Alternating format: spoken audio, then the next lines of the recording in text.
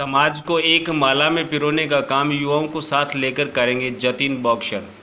झुंझुनू जिले के उदयपुरवाटी कस्बे के झुंझुनू रोड पर स्थित गणपति रिसोर्ट में सैनी आरक्षण महापंचायत के तत्वाधान में सैनी समाज की बैठक हुई, जिसमें कार्यक्रम के मुख्य वक्ता राष्ट्रीय अध्यक्ष जतिन सैनी बॉक्सर हरियाणा उत्तर प्रदेश युवा मोर्चा संगठन प्रदेश अध्यक्ष जोगेंद्र सैनी थे। कार्यक्रम की अध्यक्षता पालिका चेयरमैन रामनिवास सैनी ने की। विशिष्ट अतिथि जिला अध्यक्ष महेंद्र सैनी, बागोरा सरपंच प्रतिनिधि रमेश सैनी, पूर्व प्रधान भगवानाराम सैनी, चिराना पूर्व सरपंच भूधरमल सैनी, छात्र नेता गौरीशंकर सैनी, पूर्व चेयरमैन रुडमल सैनी, समाज सेवी शमदर पाढ़ीला थे। चेयरमैन रामनिवास सैनी ने 2 अक्टूबर को होने वाली सैनी महापंचायत महासभा में ज़्यादा से ज़्यादा संख्या में पहुंचने का आह्वान किया। समदर सैनी ने कहा कि सभी समाज के चुने हुए जनप्रतिनिधियों को एकजुट होकर 11 सूत्री मांगों पर सरकार पर दबाव बनाकर लागू करवाना चाहिए। गौरीशंकर सैनी ने कहा कि अपने समाज को आरक्षण दिलाने के लिए हर व्यक्ति को जागरूक होकर काम करना पड़ेगा। यदि आरक्षण होता तो हर घर का युवा सरकारी नौकरी में होता। गिद्दाराम सैनी ने कहा कि सभी जनप्रतिनिधियों को आगे आकर आरक्षण की लड़ाई अपने कंधों पर लेकर लड़नी होगी। चुनाव की राजनीति नहीं करें, यहाँ केवल आरक्षण की बात होनी चाहिए। पूर्व प्रधान भगवानाराम सैनी ने कहा कि सैनी समाज इस आरक्षण की लड़ाई लड़ने के लिए तैयार है, आरक्षण लेकर ही रहेंगे। उत्तर प्रदेश युवा मोर्चा संगठन प्रदेश अध्यक्ष जोगेंद्र सैनी ने कहा कि आरक्षण की लड़ाई केवल राजस्थान में ही नहीं है, अपितु पूरे भारतवर्ष में इस लड़ाई को लड़ रहे हैं। यह एक व्यक्ति विशेष की लड़ाई नहीं होकर पूरे समाज और देश की लड़ाई है, जिसे मजबूती से लड़ने के लिए एक बड़ा सैनी समाज का संगठन तैयार किया जा रहा है। इस दौरान जगदीश सैनी नांगल, ब्लॉक अध्यक्ष रामकरण सैनी, पार्षद प्रतिनिधि राकेश जमालपुरिया, पार्षद महेंद्र सैनी, जेपी सैनी, योगेंद्र सैनी नांगल, विकास नांगल, मनोज सैनी, किशोर सैनी, दिनेश मिटावा, विकास कुमार, छित्रमल सैनी, दीपक सैनी, उमेश सैनी, अर्जुन लाल सैनी सहित सूर्यवंशी राष्ट्रीय भागीरथ सेवा समिति के समस्त जिले के पदाधिकारी, कार्यकर्ता एवं पूर्व व वर्तमान क्षेत्र के जनप्रतिनिधि सहित सैकड़ों लोग मौजूद थे। भाई जतिन सैनी बॉक्सर वो आए थे और उन्होंने समाज के युवाओं में जागृति पैदा करने के लिए यहाँ समाज के युवाओं की एक छोटी सी मीटिंग रखी गई थी और उन्होंने शानदार समाज के युवाओं में नई जागृति लाने की कोशिश की और आरक्षण लड़ाई को आगे तक जारी रखने के लिए उन्होंने अपना संबोधन दिया। अब आरक्षण को लेकर उदयपुरवाटी आरक्षण संघर्ष समिति की जो आगे की रणनीति है उसमें आज शाम को भी एक मीटिंग रखी गई है और 2 तारीख को सैनी समाज का नेहरू घाट में महापड़ाव होगा, जिसमें आगे की रणनीति तय की जाएगी। मैनेजमेंट इस प्रकार से है, 2 अक्टूबर में हमारा शांतिप्रिय धरना रहेगा और हमारे आसपास के क्षेत्र खेतड़ी हो, नौलगढ़ हो, चिराना हो, खंडेला हो, चारों तरफ से लोग आएंगे। पूरी शेखावाटी से लोग यहाँ होंगे और कम से कम 60-70 हज़ार की संख्या में लोग इकट्ठे होंगे। मैं समाज को ये संदेश देना चाहूँगा क्योंकि ये कोई वोट बैंक की राजनीति नहीं है, ये हमारे समाज में जो आरक्षण की जो लड़ाई लड़ी जा रही है उस लड़ाई में आप सब इस यज्ञ में अपनी आहुति दो और सबके सब जितने भी समाज के लोग हैं सारे के सारे लोग पधारो 2 अक्टूबर को नेहरू घाट में बहुत बड़ी महापंचायत।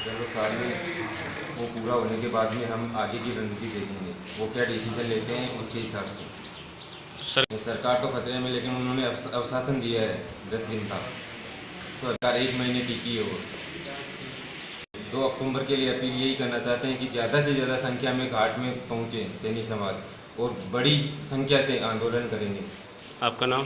महेंद्र कुमार सैनी, जिला युवा मोर्चा अध्यक्ष, सैनी महापंचायत संगठन। हो रही है और हम आरक्षण हम अपना अधिकार मांग रहे हैं, सरकार से भीख नहीं मांग रहे। और आरक्षण की लड़ाई ये राजस्थान में नहीं, ये पूरे हिंदुस्तान में स्टार्टिंग हो चुकी है। और मैं उत्तर प्रदेश से चल के अपने समाज के बीच में राजस्थान में पहुंचा हूँ। अंकुर सैनी, जिला अध्यक्ष सहारनपुर से, सैनी महापंचायत संगठन, अपने बड़े भाई जतिन सैनी बॉक्सर के साथ। और राजस्थान का सैनी समाज ये ना समझे कि वो अकेला है, पूरे ऑल इंडिया का सैनी समाज उसके साथ है। उत्तर प्रदेश तन मन धन से हर चीज़ से राजस्थान के साथ है और हमारी पूरी टीम, मेरा पूरा सैनी समाज एकजुट होकर अपना अधिकार लेकर आएगा। जिन भाइयों पर हमारे पे मुकदमे हुए हैं वो मुकदमे बहुत जल्दी वापसी हो और बहुत जल्दी बहुत बड़ा रोड जाम होगा, धरने प्रदर्शन होंगे।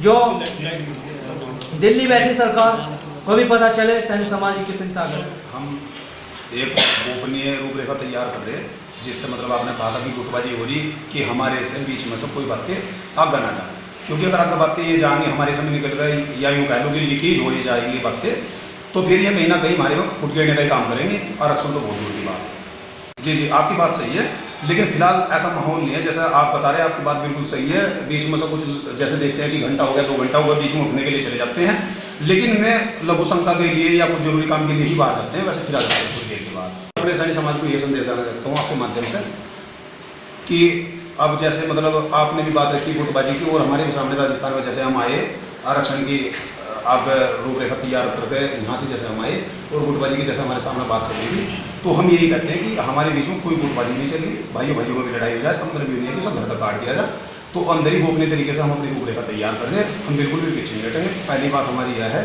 कि जिन लड़कों को हमारे समाज को इन्होंने मुकदमा लिखा, वो मुकदमे वापिस हों।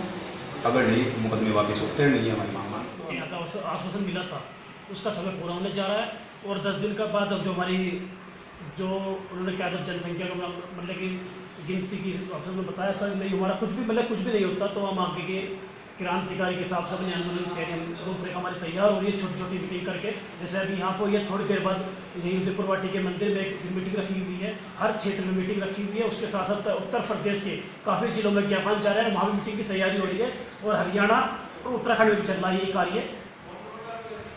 रणनीति यही है, जो सबसे पहले जिन बच्चों में मुकदमे लगे हैं, सबसे पहले बच्चों में मुकदमों की बात रखी गई थी कि इन बच्चों को मुकदमा हटवाए जाए। साथ में जो हमारे आरक्षण की लड़ाई है वो तो जारी रहेगी जब तक हम लोगों को नहीं मिलता, और उसी के साथ जो आपके हाईवे जाम होंगे, जो भी हम जहाँ जाम करेंगे, वो तुरंत जानकारी हाथों हाथ देगी। पुलिस प्रशासन की टीम पीछे लगी हुई है कि उनको लगता है कि कहीं ना कहीं हमारी गोपनीय अपने कुछ लोग, दूसरे कौम के लोग या अपने कौम कोई भी हो सकता है कि हम लोगों की खबर आगे तक पहुँचा रहा है अंदर खाने के हम क्या रूपरेखा तैयार कर रहे हैं। 2 गुट क्या सर, 2 गुट कोई बड़ी बात नहीं, आपस में भाईचारा चल रहा था। आप आगे आते थे, आपको पता है कि एक परिवार जब परिवार बड़ा हो जाता है, शादी हो जाती है, शादी में अपने घर में थोड़ी दिक्कतें आती हैं, पर ये दोनों अपने भाई हैं, अंदर समझ रहे हैं कि आपस में 2 कुछ लोग हैं जो बार बार नींबू निचोड़ने का काम कर रहे हैं। जैसे कहते हैं ना, 100 किलो दूध में एक हल्का सा नींबू गिर जाए तो फट जाता है, तो वही काम कुछ लोग कर रहे हैं अलग अलग तोड़ने पर। पूरा प्रयास है कि बहुत जल्दी करके दोनों व्यक्ति एक मंच पर आएंगे।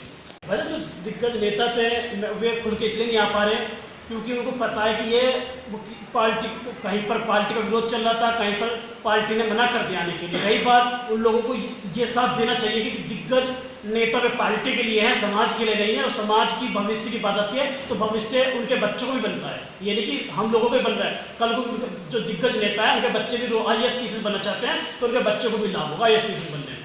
आपको बता दो, काफ़ी जगह सूचना हम लोगों को ये मिली थी कि देखो आज के टाइम में एक हर इंसान का मान सम्मान, आप जब आप दूसरे लोगों को मान सम्मान के तहत आप इन्वाइट कर रहे हो तो उन लोगों को इन्वाइट करना चाहिए, क्योंकि वही गुट चल रहा है। जैसे आपने अभी बोला ना गुट, ये गुट वही गुट है।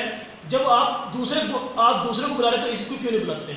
लड़ाई हमारे आरक्षण की है, वो जो आप अपने गुट को बुला रहे हो, दूसरे गुट, आरक्षण सभी को मिलना है। मैं उन लोगों से यही कहना चाहता हूँ, आपस में गुट ना तैयार करें, और जो अपने समाज के सम्मानित लोग हैं, ये नहीं कि अमीरों को बुलाओगे आप जब अपने समाज के मध्यम लोग हैं या गरीब लोग हैं, आप सभी को बुलाने का काम करें, क्योंकि सभी का मान सम्मान होता है। इस लड़ाई में सभी की भागीदारी बराबर होगी। मेरे निगाह में सभी लीडर हैं, ये नहीं एक लीडर बनेगा, सभी लीडर बनेंगे मेरे लिए।